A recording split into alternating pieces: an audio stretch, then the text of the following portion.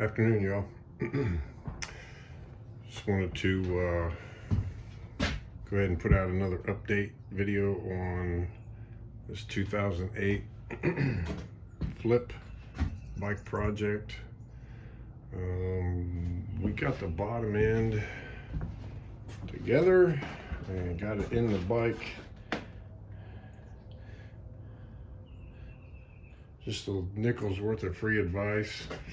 Be careful when you're buying these bikes that are already disassembled, because I'm spending gobs of money on missing parts.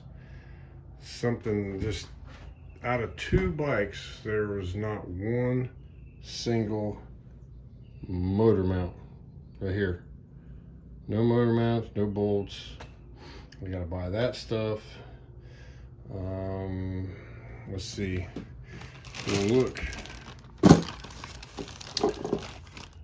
Petcock gone.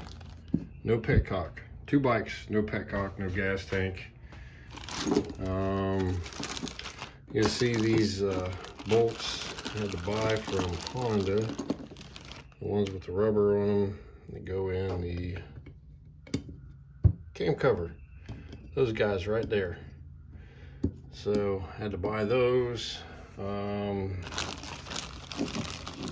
Timing chain tensioner. Yeah. Let's see. There were 3 of these bolts which hold these cam caps on. I went ahead and bought 4 brand new ones, and I can't remember what I bought those for. I don't remember what I ordered those bolts for, but I'll figure it out. Right now, the cylinder, the one that actually was in the best condition was the one off the other engine, because it literally has no wear marks in the the Nicosil at all. So I got a little bit more cleaning and some surface prep to do on that. The other camshaft that was in that box of parts doesn't even go to a CRF, but these buckets,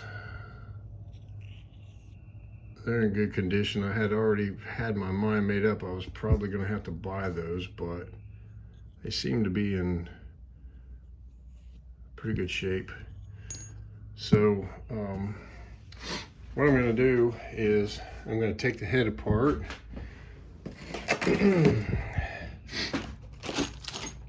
And I'm going to replace intake valves with these kibble white.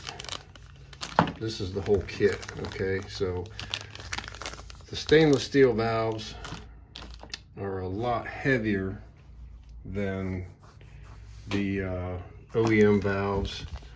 So you got these little shims that go under the spring seats, whatever you want to call them.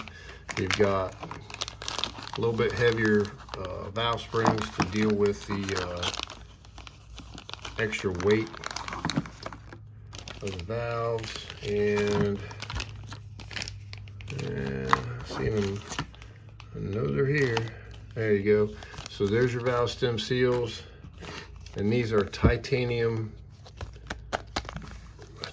retainers, which are extremely light compared to the OEM ones, to help with the added weight of the intake valve itself. I've used these kits several times over. Let's see, I had 05s and 08 250Fs, and as soon as the valves started losing clearance, I just one of them I actually sent out and had I want to say it was Farrah or Del West intake valves put in them, titanium ones. But the others I used, and even on my 450s, I used this kibble white setup. And technically you can get away with just putting the valves in with the OEM components, but it may lead to a breakage, and it also hinders the engine performance a little bit. It won't rev as quickly kind of makes it rev slower because of the added weight. So you definitely want to buy the whole kit. I think I paid $180 for the whole kit. Trust me, it's worth it. You definitely want to do that. A lot of the other things, the throttle tube was broken. Big surprise there, they always are. Only had one. So the cables are good, and actually this carburetor I said I was gonna not use, I'm gonna go ahead and use it anyway, because after looking at the other one, this one's in better shape. So I'm gonna use that. I had to reroute the clutch cable because it was tucked behind the fork and then coming around up to this, which put it on a bind. And then I'm gonna probably have to buy a new rubber cover as it's in pieces. So not trying to get real fancy with this thing, but I do want to do it right. I want whoever buys it to have a good solid bike.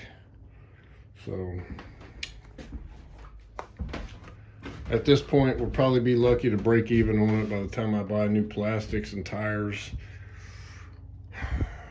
I don't know if I'm going to buy a seat cover or just try to really clean up that OEM seat cover. It's only got a couple of tiny little holes about the size of a cigarette butt, I guess, so the end of a cigarette. I don't know. With new plastics on, it's going to be hard to put a, I don't know, what, 14, 16-year-old seat cover on there. So good news is I got plenty of radiators and radiator hoses and coils and wiring, but for some reason I have no top motor mount whatsoever between the two bikes. Like I said, it only came with one subframe, no air box, no fuel tank. I suspect that stuff probably made its way to eBay or Marketplace or something somewhere else, but whoever this gentleman that I got these bikes from, whoever he got them from, I don't know if he bought them together or one at a time, but it is definitely missing a lot of parts. So we're probably about $300 into buying OEM replacement stuff that's missing so far.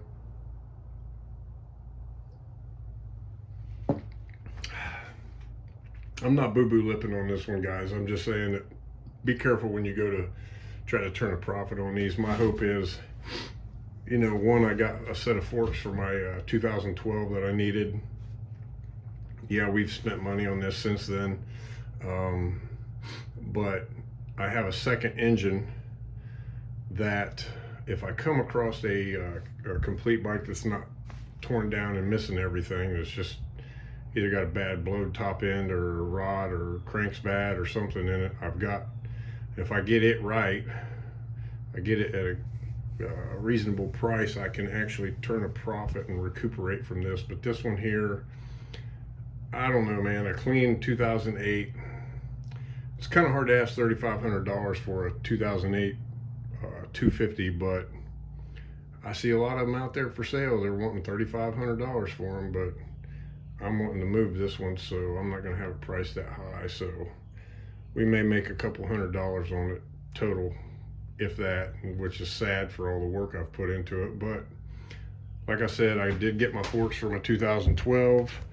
and my hope is that if I'm patient and I wait for the right deal to come along, I'll find one that's actually clean and in decent shape, that somebody just broke the engine on it and I can fix it and turn around and sell it without spending a bunch of money on it. So that remains to be seen. I got to get this head apart, clean it up real good, put it back together with the new kibble white intake valves. The OEM Honda exhaust valves will be fine. I did lay out my shims where they came out so that then I can, luckily I have a friend that has a shim kit, so I can borrow it to get all that stuff right. But with a new Vertex piston and this head freshened up. Oh yeah, and I did find the shifter mechanism inside. It did It did have a little bit of a problem with it. I had to take the parts out of the other one. A couple little plungers and springs, they came out of place, and the thing was moving like the shifter would move like, I don't know, about 45 degrees and not do anything. So there is the mystery solved on that one. So I did put that back together correctly and got it taken care of. So yeah, I'm kind of excited to get this thing done. I want to see what it looks like, how it runs. I did put the sprocket from my 450 on the back of this. It's basically brand new. It has about a half an hour ride time on it. But after researching, these bikes come with a 51 tooth from the factory, so that 49 is not going to work. It will, for all intents and purposes, neuter it, I guess. So I have a 52 tooth Renthal sprocket on another wheel that I had bought for the 2012. I'll probably put that on there, and then I'll have to buy a chain for it. Was trying not to spend that money. You know, I had a sprocket, have a brand new chain, but it will not ride right like that. So that's a considerable reduction. Unless you're ripping across the desert at top speed, that's not gonna work. So the brakes, the suspension, I gotta put fork seals and oil and bushings in it. I'm gonna put that other wheel I bought for the 12 on the back of this, the whole wheel, so because it's got a lot better tire on it, and maybe I'll save a few bucks not having to buy some tires for it. But anyway, guys, there it is, coming along. Hopefully be able to update y'all in about a week or so, maybe 2 weeks.